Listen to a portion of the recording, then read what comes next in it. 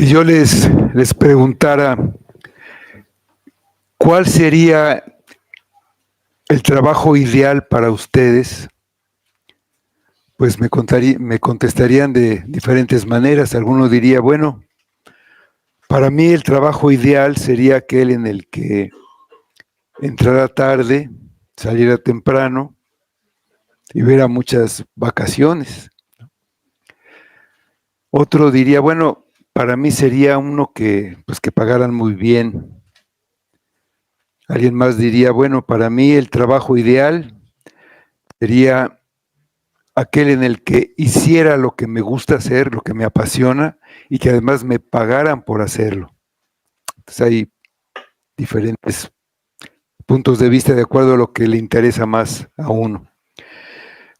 Pero finalmente todos tenemos un trabajo. El estudiante tiene su trabajo en su escuela haciendo ese trabajo de estudiar, de prepararse. Aunque no reciba un salario, es un trabajo, está con unas obligaciones. Todo el que está en un trabajo está bajo servidumbre, está sirviendo a alguien más.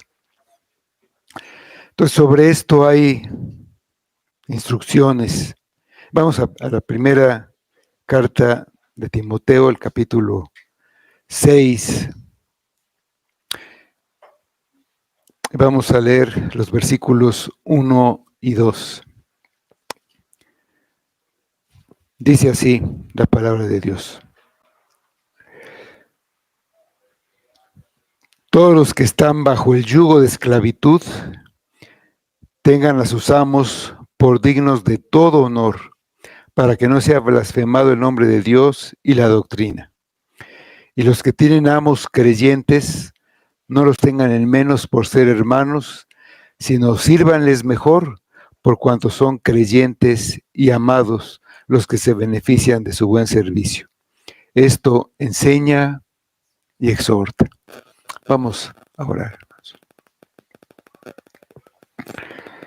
Amado Padre, te damos gracias por toda tu misericordia y gracia que siempre nos rodea, y te pedimos tu guía en esta porción de las Escrituras, que tú nos abras la mente, abras nuestro corazón, nuestro entendimiento, abras tu palabra y nos des de tu espíritu, y finalmente pues traigas esta enseñanza para nosotros, a nuestra vida, a nuestra mente, que nos haga ver las cosas como debemos verlas. Pedimos que todo sea para tu gloria y lo pido en el nombre de Cristo. Amén. Bueno, en la iglesia hay todo tipo de personas, y Pablo le está dando a Timoteo instrucciones sobre cómo tratar a diferentes grupos que hay en la iglesia y lo que les debe enseñar y mandar a cada grupo. Habló acerca de hombres y mujeres, jóvenes y viejos, a viudas, a personas en necesidad y a los pastores. De entre ellos dijo que había que honrar a las viudas y a los pastores. Y hay un tercer grupo que debe ser honrado. Son los amos, que deben ser honrados por sus esclavos. Esta palabra que se traduce como esclavo, aquí muchas veces se traduce también como siervo, pero en el original es esclavo. Se pone siervo para suavizarla un poco, porque pues la palabra esclavo es una palabra fuerte. Pero da instrucciones que deben ser enseñadas a los esclavos o a los siervos, a cualquiera que esté en servidumbre, bajo servidumbre. Por lo que ahora sería una exhortación también dada a los empleados, a los obreros, a los trabajadores. En esa época, el mundo romano en el que se encontraban todas las iglesias, la esclavitud era parte de la vida. Se calcula que más de un tercio de la población estaba en esa condición y se trataba de verdaderos esclavos. Estaban bajo un yugo. Pablo lo compara con el poder que tenía un amo sobre sus animales. Era un poder casi absoluto. Las personas llegaban a ser esclavos por ser prisioneros de guerra, por condena, por un delito, por una deuda sin pagar, por haber sido secuestrado por comerciantes de esclavos y ser vendido después en un mercado de esclavos, por haber sido vendido por sus padres. Algunos nacían siendo esclavos, ya que pertenecían a esclavos y eran esclavos de los dueños de sus padres. Y también había esclavos que tenían sus propios esclavos, en un mundo de esclavitud. Un creyente podía ser esclavo y tener un amo creyente o un amo incrédulo. Entonces, un creyente a su vez podía tener esclavos creyentes o incrédulos o de los dos. Pero la sociedad giraba en torno a la esclavitud. Entre la esclavitud había algunos que podían tener un alto grado de cultura y de preparación. Les podían ser médicos o los podían poner como tutores o como educadores de los hijos del amo. Se llegaba a desarrollar una relación de confianza y aún de amistad entre esclavo y amo. Había la posibilidad de que un esclavo comprara su libertad pagando su precio o que alguien más la pagara por él. A veces el amo lo dejaba en libertad por agradecimiento o sin ningún pago o como su última voluntad. Pero en la mayoría de los casos eran obligados a trabajar muy duro, en trabajos pesados, y eran castigados fuertemente por desobediencia, por muchas cosas. Eran castigados con azotes, eran marcados con un hierro al rojo vivo y pues podían llegar hasta la muerte por desobediencia o por querer escapar. Había también un tipo de esclavitud que era voluntario. La persona se vendía a sí misma para obtener un beneficio del amo al que se vendía, por ayuda financiera, para librarse de una deuda o para tener un lugar donde vivir y tener sustento, para tener protección de algún poderoso o algún otro tipo de beneficio. En el Antiguo Testamento, cuando Israel entró en la tierra prometida, a veces se le permitió tomar esclavos de las naciones que habitaban en esa tierra. En Levítico 25:44 dice: así tu esclavo como a tu esclava que tuvieres serán de las gentes que están en vuestro alrededor. De ellos podréis comprar esclavos y esclavos. En estos casos debemos tener en cuenta que Dios estaba juzgando a las naciones que estaban ahí en la tierra prometida por idólatras, por malvadas, por una perversión terrible. Y era preferible ser esclavo entre el pueblo de Dios que ser exterminado. Leíamos en la lectura del Antiguo Testamento la historia de los gabaonitas.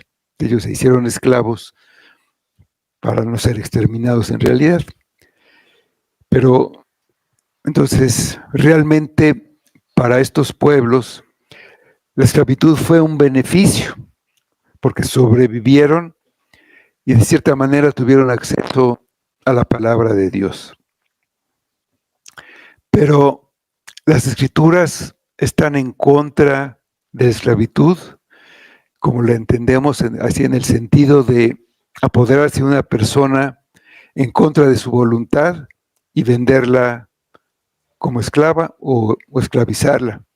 A eso se le llama secuestro y se castigaba con la muerte. En Deuteronomio 24:7 dice: cuando fuere hallado alguno que hubiera hurtado a uno de sus hermanos, los hijos de Israel, y le hubiera esclavizado o le hubiera vendido, morirá el tal ladrón y quitarás el mal en medio de ti. En Éxodo 21:16 dice: asimismo, el que robare una persona y la vendiere, o si fuera hallado en sus manos, morirá.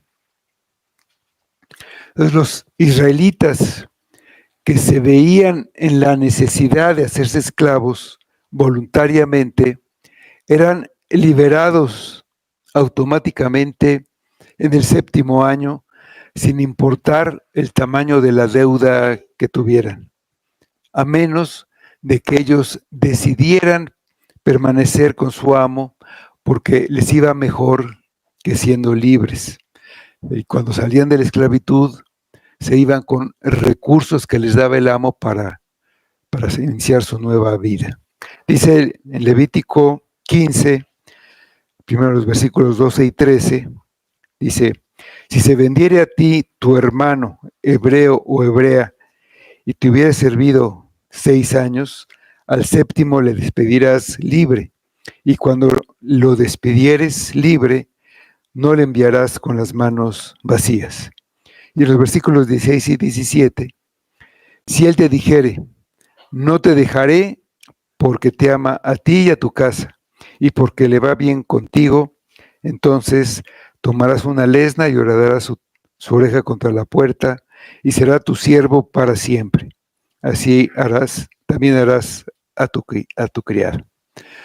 Entonces Pablo no defiende la esclavitud en estos versículos, y de hecho en esta carta la condena, cuando en el capítulo 1, versículo 10 dice que la ley fue dada para los transgresores, para los fornicarios, para los sodomitas, para los secuestradores, para los mentirosos y perjuros, y para cuantos se oponga a la sana doctrina. Y con secuestradores se refiere a traficantes de esclavos. Entonces no está a favor de la esclavitud, pero reconoce que es una realidad y que muchos creyentes eran esclavos, por lo que ve la necesidad de dar instrucciones a los esclavos y a los amos para que se traten de una manera que adorne el Evangelio. Dice Efesios 6, versículos 8 y 9. Sabiendo que el bien que cada uno hiciere, ese recibirá del Señor, sea siervo o sea libre. Y vosotros, amos, haced con ellos lo mismo, dejando las amenazas, sabiendo que el Señor de ellos y el vuestro está en los cielos, y que para Él no hay acepción de personas. Dice Colosenses 4:1, amos, haced lo que es justo y recto con vuestros siervos, sabiendo que también vosotros tenéis un amo en los cielos. Entonces, en general, los cristianos que eran esclavos ya eran esclavos antes de su conversión, lo que significa que tenían un compromiso legal y social con sus amos, por lo que de una manera natural surge la pregunta: ¿qué deben hacer los que físicamente son esclavos, pero que ahora son libres espiritualmente? Simplemente podían dejar su esclavitud. Pablo les dice que debían cumplir con las obligaciones que tenían, y lo deben hacer con una actitud de acuerdo al nuevo corazón que ahora tienen, como un testimonio cristiano a sus amos y a todos los que los observan. Sin embargo, los que eran libres en ese momento son llamados a seguir libres, no vender su libertad en el futuro para que puedan servir libremente a Cristo sin ningún impedimento. Lo ideal era ser libre, pero los que estaban obligados por un compromiso previo debían honrar esa obligación y lo debían hacer por Cristo. Como había muchos esclavos en las iglesias, era importante establecer principios que los pudieran guiar. En 1 Corintios 7, versículos 21 a 24, dice: fuiste llamado siendo esclavo, no te dé cuidado, pero también si puedes hacerte libre, procúralo más, porque el que en el Señor fue llamado siendo esclavo, liberto es del Señor. Asimismo, el que fue llamado siendo libre, esclavo es de Cristo. Por precio fuisteis comprados, no os hagáis esclavos de los hombres.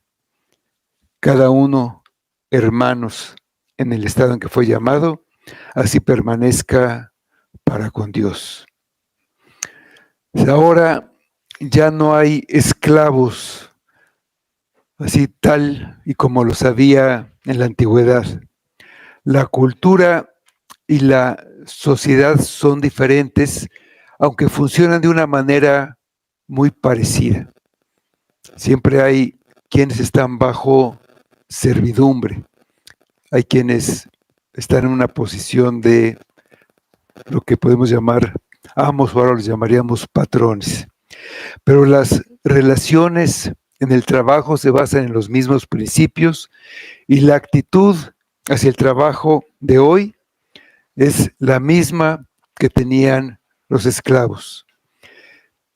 Ellos eran forzados a trabajar y no estaban a gusto, despreciaban su trabajo y a sus amos. Hoy muchos aborrecen trabajar y no están satisfechos con sus trabajos. No están comprometidos y tienden a hacer lo mínimo indispensable para no tener consecuencias, para que no los corran. Otros más están resentidos con sus trabajos y se quejan abundantemente. Algunos de este tipo de trabajadores son cristianos y necesitan recordar sus responsabilidades como trabajadores cristianos. Entonces, estas instrucciones para los esclavos aplican para todas las épocas, culturas y sociedades. Los principios cristianos son aplicables en nuestro trabajo y cómo nos debemos comportar en nuestro trabajo y en nuestro servicio a los que nos emplean, ya sea una persona o una empresa. Aunque somos legalmente libres y no somos forzados a trabajar en un trabajo que nos desagrade, finalmente sí tenemos que trabajar porque todos necesitamos recursos para vivir. Y hay trabajos que se hacen, aunque sean trabajos desagradables, pues por ese incentivo, por una paga o por una paga mayor. En el contexto en el que vivimos, el trabajo no se trata tanto de fuerza física ahora. Vendemos nuestros conocimientos y habilidades. Vendemos nuestras labores a quienes son capaces de utilizarlos para obtener beneficio. Se puede decir que nos alquilamos o vendemos nuestro tiempo y durante ese tiempo, nuestra jornada laboral, estamos bajo el yugo del patrón. En ese sentido, le pertenecemos durante ese tiempo y sin duda debemos aplicar estas instrucciones. Debemos ver esas instrucciones como una exhortación a honrar y respetar a nuestros jefes y hacer todo lo que está a nuestro alcance para prosperarlos con la actitud, corazón y acciones correctas. Todo eso mientras estamos trabajando. Y debemos recordarnos todos los días que nuestra conducta en el trabajo puede adornar el Evangelio o provocar que otros blasfemen contra Dios y contra su doctrina. Cuando estás en tu trabajo, eres más que un simple trabajador. Eres más que alguien que está buscando pues un cheque para llevar a casa. Eres representante de Cristo y tu testimonio allá, para bien o para mal, pinta la imagen del cristianismo a los que te rodean. Ten en cuenta cuántas horas pasamos en nuestros trabajos. Debemos pensar por un momento que ese tiempo es significante para Dios y para nuestro testimonio cristiano. De hecho, en muchos casos, teniendo en cuenta pues, el tiempo que gastamos en dormir, en comer, los quehaceres de la casa, los pasatiempos, el trabajo es una de las fases más importantes del ministerio cristiano, por el tiempo que pasamos en él y por las personas con las que estamos en contacto durante ese tiempo. Es una parte importante de la vida cristiana, importa mucho. Es nuestro lugar misionero, es donde adornas o traes reproche al Evangelio de Cristo y a la gloria de Dios. Dios ha ordenado todas las circunstancias que rodean tu trabajo, la gente con la que trabajas, todos los retos y dificultades, con quién trabajas, para quién trabajas. Él ha ordenado todo como un ambiente básico, dentro de lo cual eres llamado a vivir tu cristianismo. Y una gran parte de tu testimonio está vinculado a la integridad, actitud y dignidad que demuestras en tu trabajo. ¿Estás robando tiempo a tu jefe? Le vendiste 8 horas. ¿Cuántas horas trabajas efectivamente? Si el trabajador no da un día completo de trabajo para obtener un día completo de salario, está deshonrando a Cristo. Un hombre que es despedido por hablar demasiado de Cristo estando en el trabajo, no se puede quejar. No es correcto que un cristiano use el tiempo que vendió y que no le pertenece y que ahora es de su empleador para testificar. Si puede testificar sin afectar su trabajo, está perfecto. Debe hacerlo, pero su testimonio se verá dañado si se le ve platicando cuando debería estar trabajando, aún cuando esté hablando a una persona acerca de la gracia y el poder salvador de Jesucristo. Un cristiano debe mantenerse alerta y concentrado en el trabajo cuando el jefe está presente, igual que cuando el jefe está ausente. El amo terrenal no lo está viendo todo el tiempo, pero el amo celestial ve y sabe todo lo que hace. Sea el trabajo que sea, si no es hecho con el espíritu correcto, se está trayendo reproche al nombre de Cristo. Si el trabajador es un holgazán, creo que así se dice, ¿no? Negligente y pierde el tiempo, o si es irrespetuoso, el empleador sabrá que el Dios de ese trabajador no ha sido capaz de hacerlo una mejor persona o de hacer algún cambio en la vida de ese trabajador, y en ese sentido blasfema el nombre de Dios diciendo que pues ese Dios no tiene poder. Sabrá que el evangelio que predica ese trabajador no puede finalmente hacer nada por él, por ninguno de los dos. ¿Cuentas chismes acerca de tu jefe? ¿Cómo es tu comportamiento en el trabajo? ¿Dejas la fragancia de Cristo o la fragancia del mundo en tu trabajo? ¿La gente ve una diferencia en ti? ¿En cómo hablas, cómo trabajas, de qué tipo de cosas te ríes, cómo usas tu tiempo?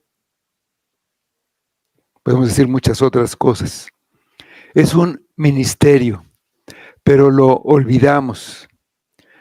Sin embargo, vamos a contemplar la gracia de Dios en Cristo y vamos a evaluar nuestro comportamiento en el trabajo.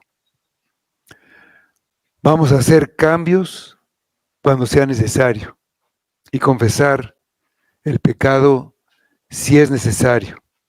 Buscar el perdón de los compañeros de trabajo, del patrón, si es necesario, y ajustar nuestros hábitos de trabajo, nuestras actitudes y patrones de vida, si es necesario.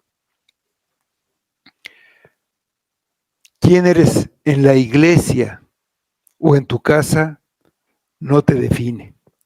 Lo que te define es tu comportamiento cuando estás en el mundo. El cristianismo es una cosmovisión, si se entiende, es una visión completa de cómo ves todas las cosas. Cristo debe reinar en cada área de nuestras vidas. Tu trabajo es un ministerio de Cristo para la gloria y la alabanza de su nombre o para la blasfemia de Dios.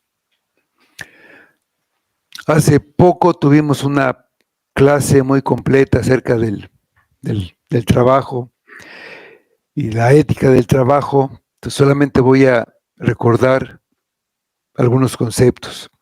Primero, que el trabajo fue establecido por Dios. Génesis 2:15 dice: tomó pues Jehová Dios al hombre y lo puso en el huerto de Edén para que lo labrara y lo guardase. Entonces, el trabajo no es resultado de la maldición, sino el diseño de la creación de Dios para la realización del hombre. Después de la caída, el trabajo se volvió doloroso y difícil. Para el creyente, el trabajo es una extensión del testimonio cristiano. Debemos entender que la forma en que trabajamos afirmará o negará nuestra confesión ante el mundo que nos observa. Es en el trabajo donde la mayoría de los cristianos está en contacto con los pecadores y los perdidos. Nuestro testimonio ante los incrédulos dependerá en gran medida de nuestra ética de trabajo. Dice Colosenses 3, 22 a 24. Siervos, obedeced en todo a vuestros amos terrenales, no sirviendo al ojo como los que quieren agradar a los hombres, sino con corazón sincero, temiendo a Dios. Y todo lo que hagáis, hacedlo de corazón, como para el Señor y no para los hombres, sabiendo que del Señor recibiréis la recompensa de la herencia, porque a Cristo el Señor servís. Entonces, todo trabajo, en última instancia, es para Jesucristo. No trabajar de acuerdo a la ética bíblica, pues es ser desobediente a Dios. Primero, trabajando para un incrédulo, dice el versículo 1, todos los que están bajo el yugo de esclavitud, tengan a sus amos por dignos de todo honor, para que no sea blasfemado el nombre de Dios y de la doctrina. Los esclavos estaban bajo el yugo de un amo, estaban completamente al servicio de otro, en una relación de sumisión. Nosotros somos esclavos de Jesucristo y debemos servirlo así, sin cuestionarlo. Nuestro servicio a su causa debe ser en completa sumisión. Él le dijo a sus discípulos el deber que tenían para con él. En Lucas 17, versículos 7 a 10, vemos esto. Dice ahí Jesús a sus discípulos: ¿quién de vosotros, teniendo un siervo que ara o apaciente ganado, al volver él del campo, luego le dice: pasa, siéntate a la mesa? No le dice más bien: prepárame la cena, cíñete y sírveme hasta que haya comido y bebido. Después de esto, come y bebe tú. ¿Acaso le da gracias al siervo porque hizo lo que se le había mandado? Pienso que no. Así también vosotros, cuando hayáis hecho todo lo que os ha sido ordenado, decid: siervos inútiles somos, pues lo que debíamos hacer, hicimos. Por consiguiente, como siervos de Cristo, como esclavos de Cristo, obedeciéndolo, debemos tener a nuestros amos, patrones o empleadores por dignos de todo honor, sean creyentes o incrédulos. Debemos respetarlos en actitud y servicio. Debemos mantener el bienestar de nuestros empleadores en alta estima, haciendo todo lo posible para prosperarlos con nuestro trabajo. Debemos servirlos con rigor, buscando el bienestar de nuestro patrón, nuestros patrones, compañía, o donde sea que estemos trabajando, y debemos buscar ese bienestar en todos los sentidos. Este honor que debemos rendirles, buscando todo esto, se basa en las enseñanzas de las Escrituras y no en un sentimiento interno. Un creyente debe de respetar la autoridad del empleador, independientemente de cómo se sienta acerca de ese empleador. Esto incluye aquellos empleadores que son duros o impíos. Queremos que esos empleadores vean el efecto del Evangelio en nuestras vidas. La primera razón de este tipo de servicio, ya lo vimos, es para que no sea blasfemado el nombre de Dios. La forma en que trabajamos afecta cómo el mundo incrédulo ve a Dios. Si trabajamos mal, el incrédulo cuestionará al tipo de Dios que permite la pereza, la insubordinación, ¿verdad? Gracias. O la hostilidad. La segunda razón es para que no sea blasfemada la doctrina. La forma en que trabajamos afecta cómo el mundo incrédulo ve la doctrina de Dios. que es el Evangelio. Afecta cómo ve el Evangelio. Si trabajamos mal, el incrédulo va a cuestionar el poder del Evangelio para transformar vidas. A Tito, Pablo le escribió, si lo vemos en Tito 2, versículos 9 y 10, exhorta a los siervos a que se sujeten a sus amos, que agraden en todo, que no sean respondones, no defraudando, sino mostrándose fieles en todo, para que en todo adornen la doctrina de Dios nuestro Salvador. Finalmente, trabajando para un creyente, dice el versículo 2, y los que tienen amos creyentes, no los tengan en menos por ser hermanos, sino sírvanles mejor por cuanto son creyentes y amados los que se benefician de su buen servicio. Esto enseña y exhorta. La tentación para el que tiene un patrón cristiano es esperar privilegios especiales debido a la igualdad con Cristo. Si no reciben ese trato especial, es posible que se resientan con sus patrones y los desprecien. Pero no debe permitir que su corazón se llene de amargura. Un empleado cristiano no debe tratar a su amo cristiano como un igual en el trabajo. No debe esperar tampoco un trato especial. El empleado sigue siendo un empleado bajo el yugo de su empleador. Debe recordar que si su empleador es un hermano, debe servirle mejor. En lugar de pensar mal, debe servir con un esfuerzo más dedicado. La razón es que esos amos son creyentes y amados, son los que se benefician de su buen servicio. Los debe ver como un honor y un privilegio servir a un creyente. Las bendiciones que recibe el amo, que es su compañero creyente, caen sobre uno que comparte la mayor y eterna bendición en la herencia de Cristo. Y ese es un motivo para servir al amo con toda diligencia, en lugar de despreciarlo, porque estás bajo su mando.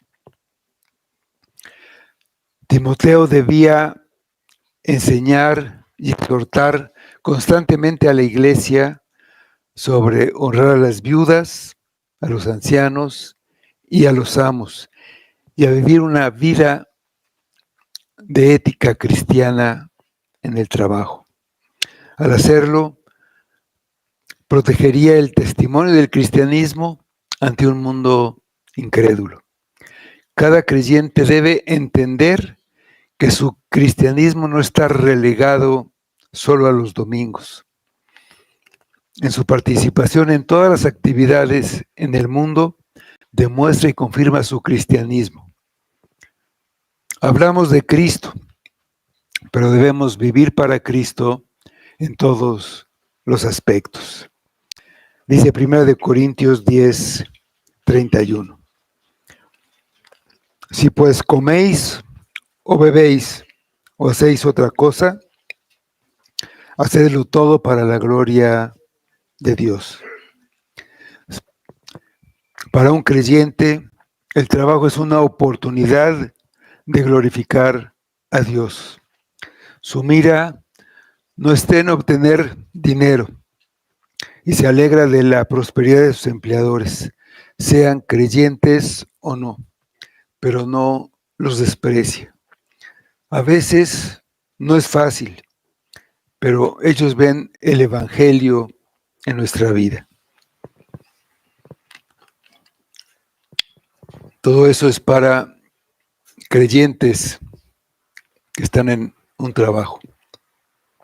Si tú no has creído el Evangelio, Descubre que tu mayor servidumbre no es tu trabajo ni ninguna otra cosa. Tu mayor servidumbre es tu pecado.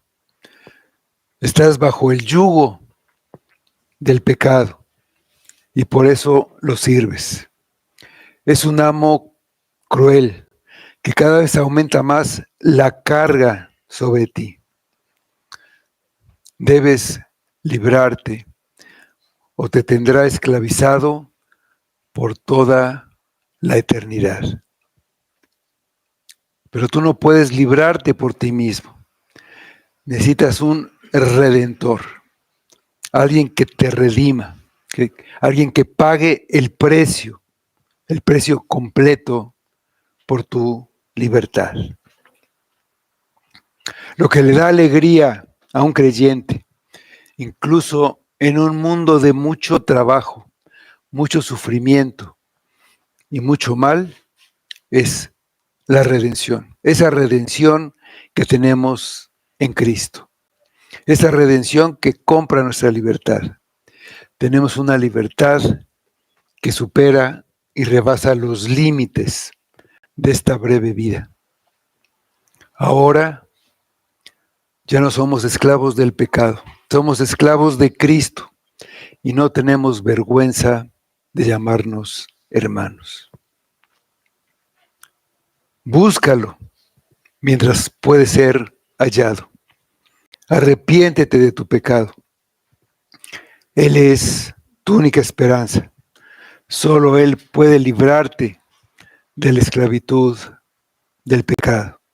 Solo Él puede salvarte.